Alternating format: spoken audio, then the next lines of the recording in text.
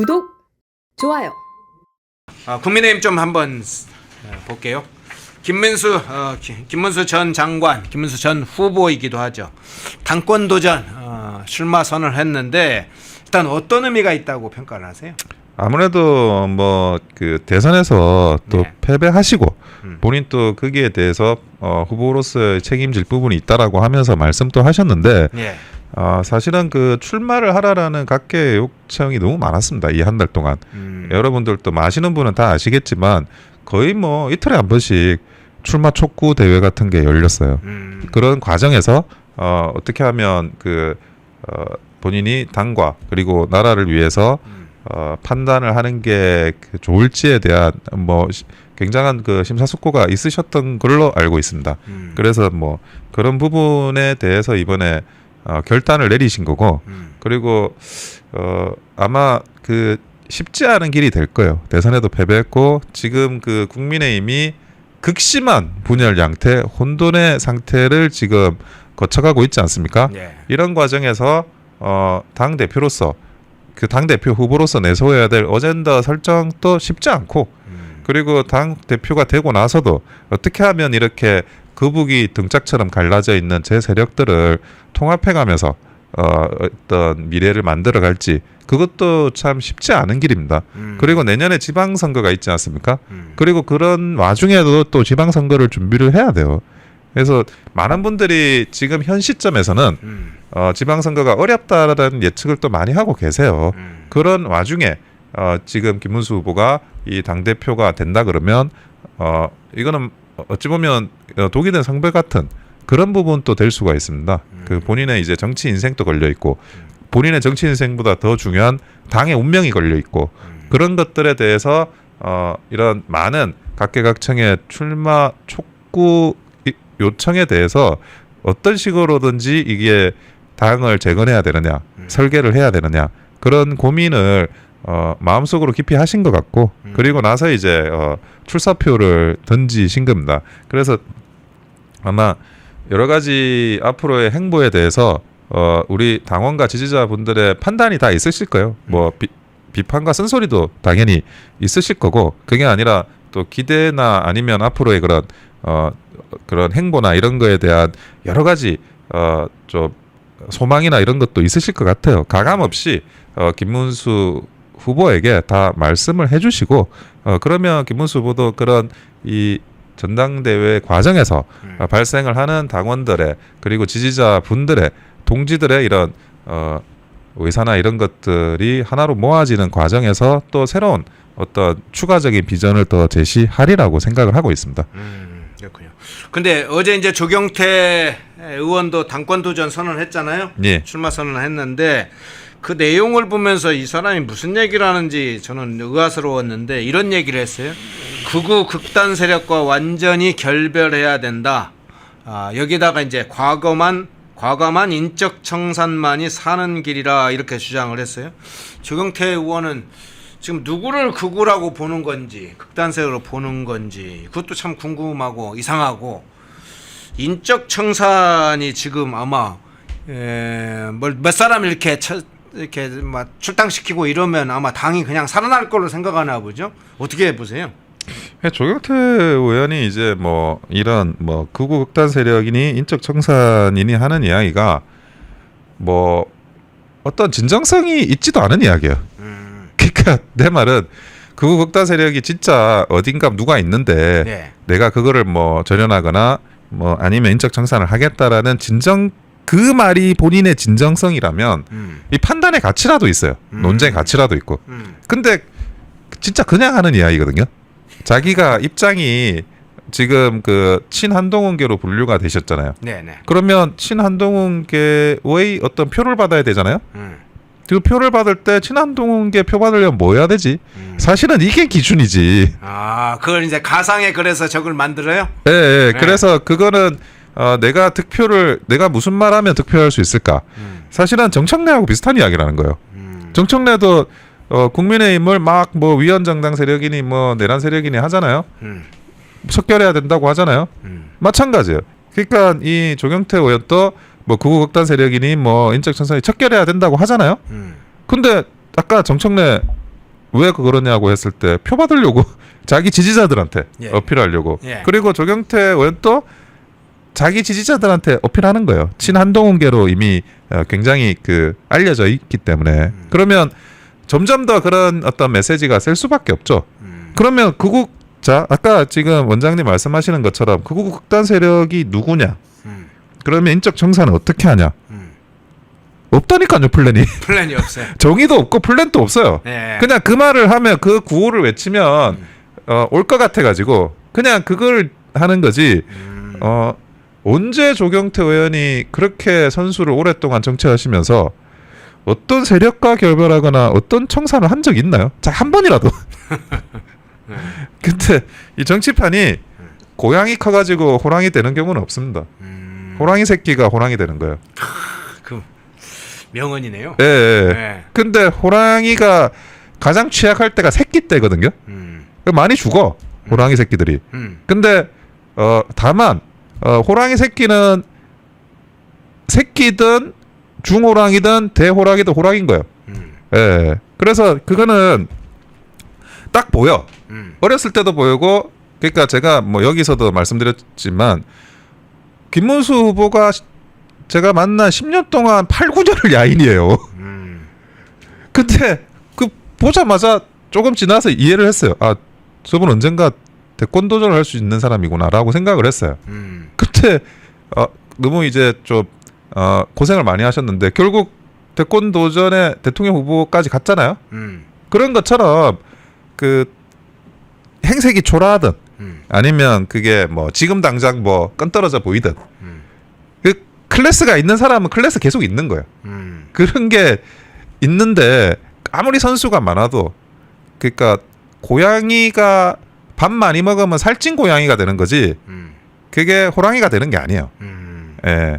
그런 게 있고 그리고 제가 조경태 의원을 비판하는 게 그러니까 맹목적으로 비난하는 게 아니에요.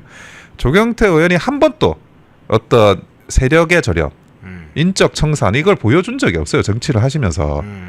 그게 만약 한 칼 한 번 잡고 휘둘러 가지고 야 임마 해가지고 다 뭐 아주 작은 전투라도 쓸어버린 그런 게 있다 그러면 제가 그걸 인정한다고요. 근데 그런 게 없는 거기 때문에 이거는 왜 극우 극단 세력 뭐 인적 청산 다 구호라고요. 하우도 없고 왓도 없고 아무것도 없는 거예요. 구호다. 예. 네. 자, 근데 이번에 이제 나오는 얘기들이 이제 개별 후보들이 출마 선언, 당권 도전을 선언하고 있습니다만은 일부에서는 이런 식으로 이렇게 나누기도 해요. 당대표 경선이 김문수 후보와 장동혁 의원이 하나의 연합을 구축하는 상황과 그 대립되는 또 하나 축이 안철수 의원과 조경태 의원이 연합하는 요 구도로 진행될 것이라는 이런 얘기도 나오는데 개별 당권 주자들이 출마하는데 구도가 이렇게 짜여진다 이런 예상을 하는데 어떻게 분석을 하세요? 저는 그렇다고 생각하진 않아요. 그래요? 예, 네. 이거는 그냥 좀 조금 단순한 그 생각인 것 같고 네. 왜 그러냐면 우리 쪽에 그러니까 뭐 개파라는 그런 표현은 좀 적절하지 않은데 네. 그냥 당원 지지자들의 분포 정도로 말씀드리면 정통 보수 세력이 있고 그리고 뭐 약간 중도 보수 세력이 있어요. 예. 그리고 그 라인의 선에 주류 비주류 이런 문제도 아울러 들어가 있거든요. 그리고 이거는 조금 추가적인 설명이 필요한 부분인데 주류 정치와 비주류 정치는 이게 성격이 달라요. 예. 우리가 중도 보수라고 하는 거는 뭐 말은 이제 중도 하지만 더 정확한 표현이 비주류 정치예요. 그러니까 누가 뭔가를 치고 나가면 거기에 대해서 비판을 하는 정치라고요. 근데 주류 정치는 우리가 정통 보수라고 하지만 그 무엇을 치고 나가고 그 책임과 어떤 그런 거를 감당하는 거예요. 그거는 그만큼 또 권한이 있게 돼요. 주류 정치를 하는 거는. 그래서 그 주류와 비주류가 계속 싸우는 건데 지금 현재 김문수, 장동혁 이분들은 주류 정치 정통 보수 주류 정치 쪽으로 이제 계열이 넘어가고 있고 그리고 안철수, 한동훈, 조경태 이분들은 비주류 정치를 하는 거예요. 근데 주류 정치와 비주류 정치는 성격이 제가 자꾸 다르다고 하는 게 비주류 정치는 여러 계열이 나뉠 수 있어요. 예. 주류 정치는 그게 아니에요. 하나예요. 하나를 가지고 그냥 원코어에서 이거를 그냥 제로섬 게임을 하는 거예요. 예. 그러니까 우리가 벌을 한번 보자고요. 예. 1벌은 많으면 많을수록 좋죠. 그런데 여왕벌은 하나가 필요한 거고 2번, 3번 여왕벌은 어떻게든 죽어요. 죽여요. 다른 벌들이. 예. 예. 그래서 주류 정치를 한다는 거는 그만큼 한번 그 주류의 어떤 세력은 건설되기도 힘들지만 한번 건설이 되면 이제 굉장히 뭐랄까 이런 그거를 기초로 해가지고 일사불란하게 다시 재정립이 그러니까 되는 게 있어요. 구축된 시스템이 견고해진다. 견고해져요. 네. 예. 근데 비주류는 오히려 진입이 쉬운 거예요. 나는 이런 비주류, 나는 저런 비주류, 나는 요런 비주류 이렇게 가는 거예요. 네네. 예. 근데 더 정확하게 이야기를 하면 비주류라는 거는 우리가 흔히 중도 보수 쪽에도 비주류가 존재하고 네. 약간 많은 우파로 조금 더 간 쪽에도 비주류가 존재할 수가 있어요. 예. 예, 그러니까 그리고 근본적으로는 이 정치라는 거는 주류를 세우는 작업이에요. 그러니까 그러면 비주류는 나쁜 거냐? 그게 아니에요. 그렇게 비판하는 사람이 필요하다니까요. 그 사람들의 그 대변자가 또 필요해요. 그 사람들이 비주류가 대변을 하면서 이 주류의 어떤 걸 같이 세워 나가는 거예요. 주류의 어떤 체계를. 주류의 체계가 있어야 그 다음부터 이 정당이 돌아간다니까요. 아니 내가 열심히 해서 당을 위해서 열심히 했어. 그러면 나한테 보상이 줘야 돼. 누가 보상을 해줘요? 주류에서 어떤 게 코어가 성성이 돼서 야, 걔 열심히 했으니까 걔 좀 챙겨줘. 이렇게 말할 권위체가 필요하잖아요. 주류 권위체가 사라졌어요. 박근혜 대통령 탄핵 이후에. 그래서 우리 당이 이렇게 고생을 하는 거라고요. 예.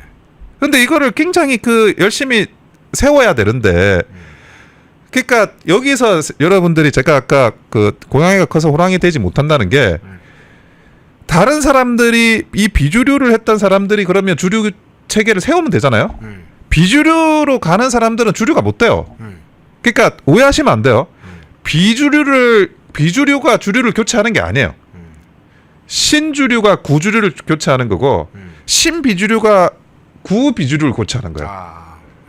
신구의 싸움이 그래서 권력 체제나 주류 비주류가 교체되는 양상인 거다. 네, 그렇습니다. 그러니까 지금 이런 여러 가지 그런 정치적인 우리가 가지고 있는 굉장한 어려움들이 예를 들어 뭐 또 새로운 분이 오셔가지고 조금 쉽게 여기에서 중심이 되시는 그런 모든 현상들이 우리가 이 주류 체계가 붕괴돼서 그래요.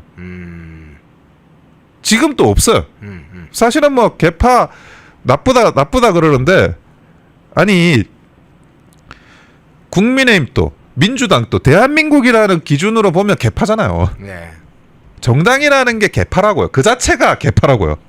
근데 그러면 내가 개파인데 내 안에는 개파가 없냐고요. 그렇잖아요. 이 안에도 개파가 있는 게 정상인 거예요. 근데 그 개파가 건강성이 사라졌어요. 그러니까 어떤 중지를 모아나가는 그런 힘들이 사라져가지고 한번 보시자고요. 당 내부에서 의원들이 여론이 형성돼가지고 어떤 우리 당의 대표 의견이 되는 경우가 얼마나 있어요. 그게 안 된다니까요. 그러니까 네 말은 네 말이고 내 말은 내 말이고 서로 그냥 그렇게 가는 거예요. 그러면 그 자리를 누가 대체하고 있느냐? 언론이 대체하는 거예요. 의견이라는 거는 그냥 언론이 지정을 해줘요. 그러면 그게 분위기가 이런가 하면서 따라가는 거예요. 그러니까 정당이 가져야 될 그 정론 이런 것들이 주류가 없으면서 그것도 상실됐어. 개파가 없어야 된다라고 하는 게 아니라 그 정론을 만들어가는 개파가 있어야 된다니까요. 건강하게. 네네. 지금은 우리 당이 그런 상황이고 그리고 이분들도 뭐 안철수, 한동훈, 조경태는 연합도 되고 경쟁도 돼요. 네. 그런데 그거는 판단을 하는 거예요. 자기들이 뭐 유리하면 연합하는 거고 불리하면 경쟁하는 거고. 왜? 여기는 비주류 섹터니까. 네.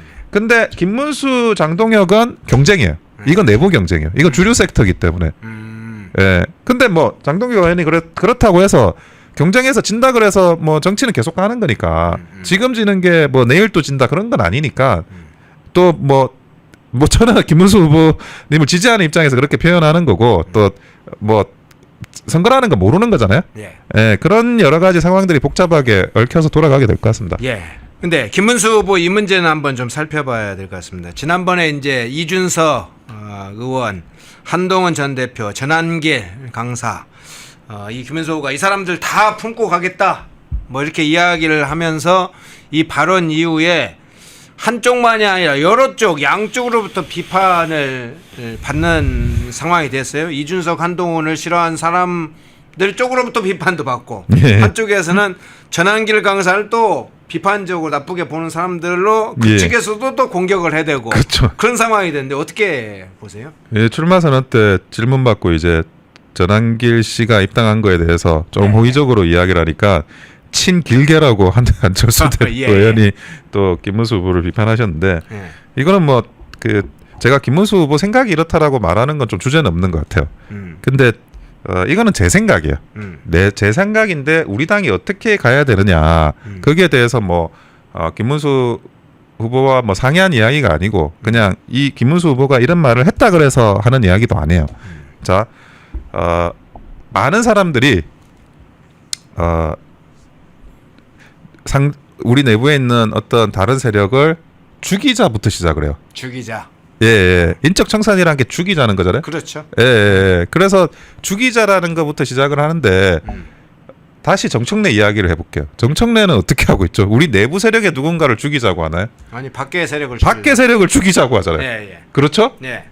그러면 내부에서는 뭐 과연 그 이재명과 김어준 사이 갈등이 없나요? 그게 더 사생결단하는 동네잖아요. 예. 그럼에도 대외적인 이슈는 야당을 죽이자요. 그렇죠? 예. 근데 그게 여당인들 왜 저러나 하고 내가 좀 황당한 건데 어쨌든 지금 안에서 어떤 누군가를 죽이자는 이야기를 하는 게 아니라 밖에 있는 외적을 공격하자, 죽이자 이러는 거예요. 그렇죠. 근데 당이 가진 체력과 자산은 무엇인가라는 걸 우리가 한번 생각을 해봐야 되는데 저는 그게 1번이 역사라고 생각합니다. 우리가 이승만 대통령부터 어쩌면 정통성을 잇는 자유의 당이고 보수의 당이에요. 우파의 당이고 여기서 이제 많은 대통령, 많은 훌륭한 또 정치인들을 배출했고 그분들을 지지하는 사람이 우리를 또 지지해 주시는 거기 때문에 1번이 역사고 두 번째 당의 가장 중요한 자산은 동지의식입니다. 사실은 아까 개파가 없다고 이야기를 했는데 우리는 더 정확하게는 동지의식이 없어요. 사실 동지라고 생각 안 해요. 그러니까 이런 누군가를 죽이자라는 이야기가 쉽게 나오는 거예요. 인적 청산하자라는 이야기도 쉽게 나와요.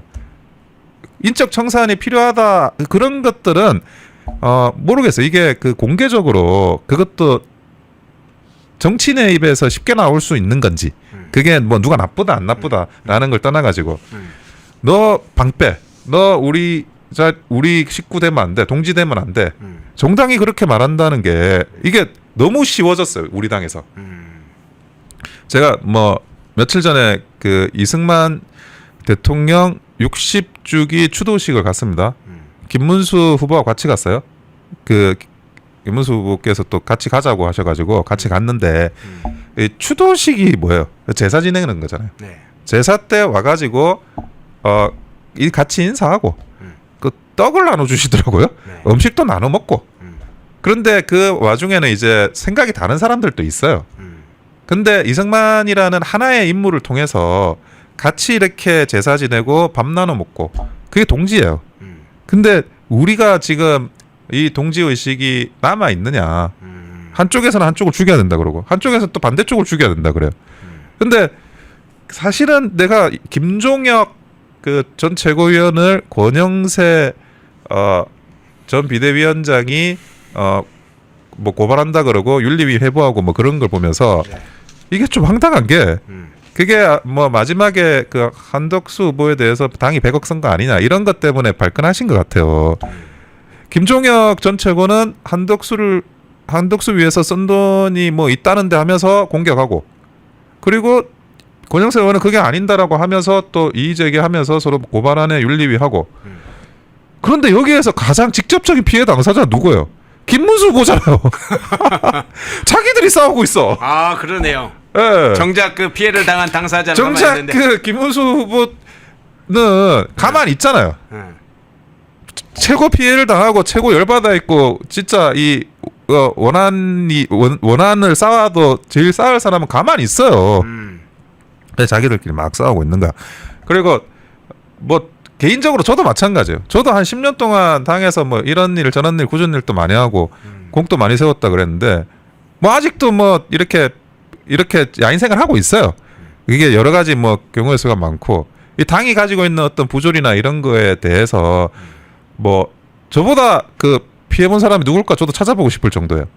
그런데 지금 그 우리가 나한테 피해준 사람 찾아가지고 보복하는 게 그러면 우리 당이 잘 될 수 있다 그러면 하겠어요. 누구 죽여가지고 나도 이 당이 발전하고 새로 그거 정립할 수 있다면 하겠다고요. 근데 그러기에는 너무나 많은 사람들이 각자가 죄를 저지른 거예요. 대표적으로 뭐 친한도 마찬가지. 어떻게 대통령을 탄핵을 시킵니까? 자기 자당의 대통령을 박근혜 대통령의 그 사례도 있는데 저는 뭐 있을 수 없는 일이라고 생각을 해요. 그리고 친윤도 마찬가지예요. 어떻게 자당의 후보를 새벽에 교체를 해요? 네. 아니 이게 제정신이에요? 그러니까 진짜 미친 거예요. 그런데 어떻게 해야 되느냐? 당신 이거 잘못했으니까 너도 죽고 너도 죽고 너도 죽고 너도 죽여라. 그게 맞느냐? 근데 선거 때 한번 보자고요. 제대로 돌아가 선거운동을 하는 당의 위원장이 없어요. 현역이든 비현역이든 불문하고. 다 오합지졸이야. 그러면 그 사람들도 뭐 다 뭐 문제 삼아야 되고 뭐 그래야 되는 건지. 그러니까 제가 생각하는 건 이건데 이렇게 너나 나나 할 것 없이 오합지졸의 중구난방이고 도대체 뭐 진짜 똥이 뭔지 된장이 뭔지를 모른다면 그거는 이 사람들의 잘못인가? 아니면 이 사람들도 어떤 제가 아까 말한 지도자가 없고 지도력이 없는 상황에서 발생하는 건가? 왜 딴 데 가면 멀쩡한 사람이고 사실은 그 개인별로 따지면 저는 민주당보다 더 낫다고 생각해요, 능력이. 그 사람들이 이 국민의힘이라는 항아리에 들어와 가지고 말 그대로 이런 이전 투구를 벌이는 게 정말 어디 그 부끄러울 정도의 그런 이전 투구를 벌이는 게 모두가 공통되고 있다 그러면 이거는 지도력의 문제인 거예요. 지도자의 문제고 우리가 제대로 된 지도력과 지도자를 만나지 않았기 때문이라요. 그럼 어떻게 해야 돼요? 그럼 제대로 된 지도력과 지도자를 만나서 세우자. 나는 김문수 후보가 그 지도자라고 생각하는 거고 그 김문수 후보가 했을 때 그러면 제가 김문수 후보님한테 당대표 되시면 얘는 이 잘못했으니까 죽이고 쟤는 저 잘못했으니까 죽이고 쟤는 저 잘못했으니까 죽이자 이렇게 말하겠어요? 저는 그렇게 말하지 않을 겁니다. 나도 뭐 따지고 보면 뭐 서운한 게 많고 당에 원한이 많을 수 있는 입장이에요. 하지만 그냥 기회를 한 번씩은 다 주자.